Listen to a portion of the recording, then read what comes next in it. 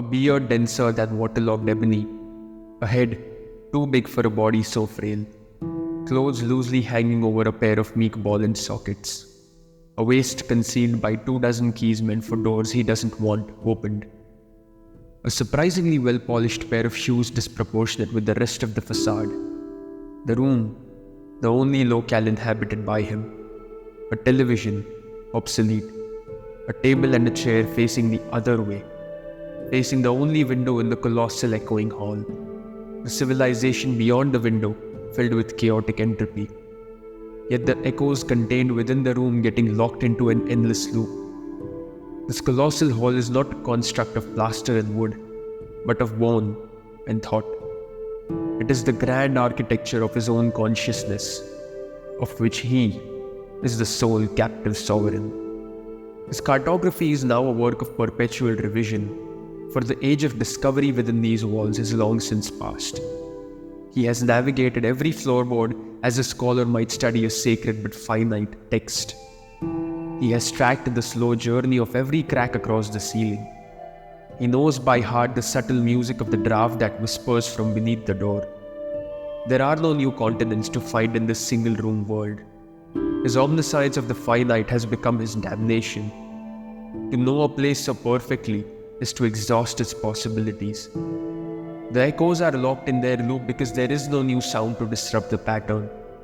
His vigil at the window is not one of longing, but of clinical observation.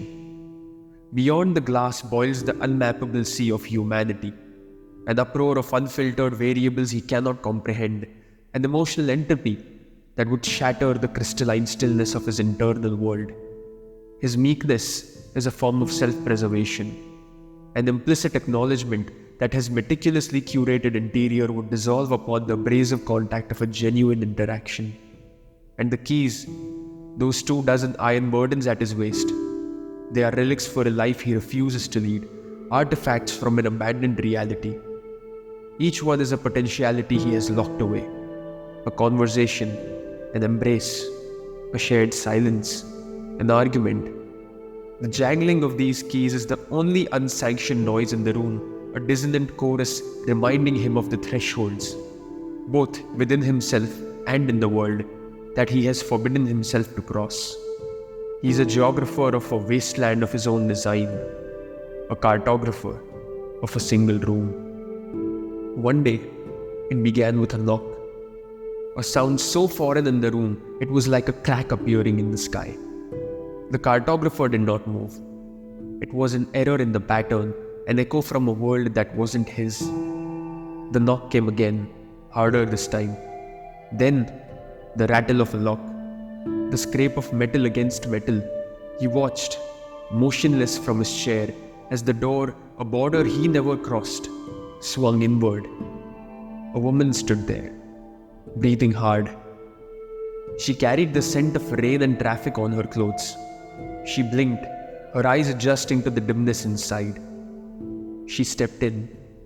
Her single footstep was a thunderclap in the silence, her breath a gale.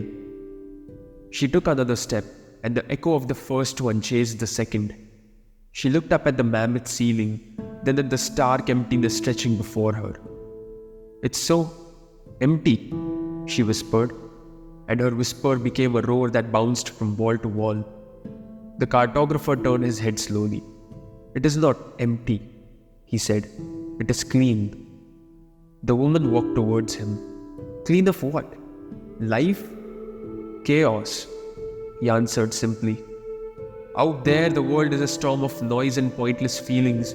In here, a single line of light on the floor has more meaning than 1,000 shouting voices." She stopped a few feet from his table. She looked from his intense, hollowed-out face to the window, showing the frantic city beyond. "That light on the floor is beautiful," she agreed. "But have you ever felt the warmth of the sun on your skin?" The cartographer's gaze was unwavering. "I have the memory of warmth. It is enough. Memories don't burn you or leave you cold. They are perfect, stable. You can chart them."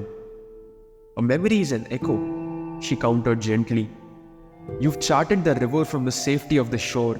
You know its shapes and its borders, but you've never felt the pull of its current. The current pulls you under, he retorted, his voice gaining a sharp edge now. It erodes the banks and washes away everything in its path. The map is the only thing that gives that chaos a shape. You can't be serious, she said, a small, sad laugh escaping her. What about joy? The kind that makes you dizzy? Or a sadness so deep it feels like the whole ocean is inside you? Those aren't stable. They are wild. The whole reason to be alive. And what is the price of that wildness? He asked, his voice low. For every moment of joy, you get 100 moments of disappointment. For every connection, a dozen betrayals. It is a terrible bargain. He gestured vaguely at the window. That is not life. That is a sea of clashing waves. You spend all your energy just trying not to drown. But in here, he said, pointing to the chamber walls around them, the silence keeps you afloat. The woman looked at him for a long time. She saw the fortress he had built and the prisoner living inside it. She gave a small nod, an admission of defeat. I hope you find what you're looking for in here, she said softly. She turned and walked away. The door clicked shut behind her. The cartographer stood alone. The echoes of her presence faded, but the echoes of her questions remained. Refusing to settle into the old familiar loop, he did not return to his chair. For the first time in years, the well-worn seat sat empty. His hand, hesitant, went to the 24 iron burdens at his waist. The jangling stopped as his fingers closed around a single cold key. He unhooked it from the ring. The sound was small, but absolute.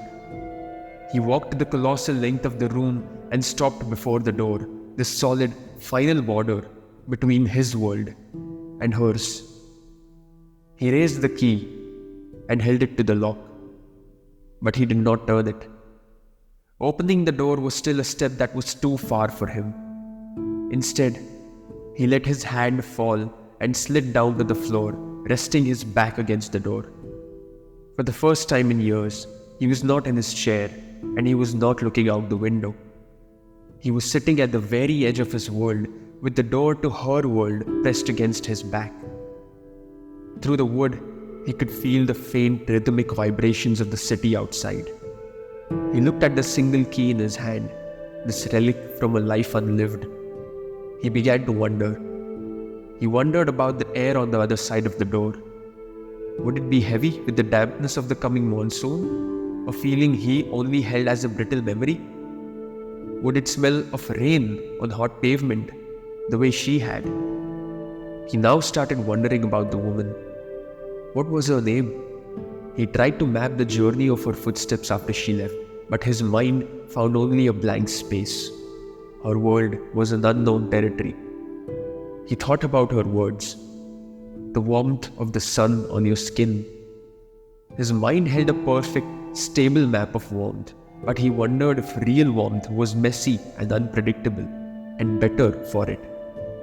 He wondered if being a wave in the chaotic sea out there felt like drowning, as he had always assumed, or if it felt like being carried somewhere new.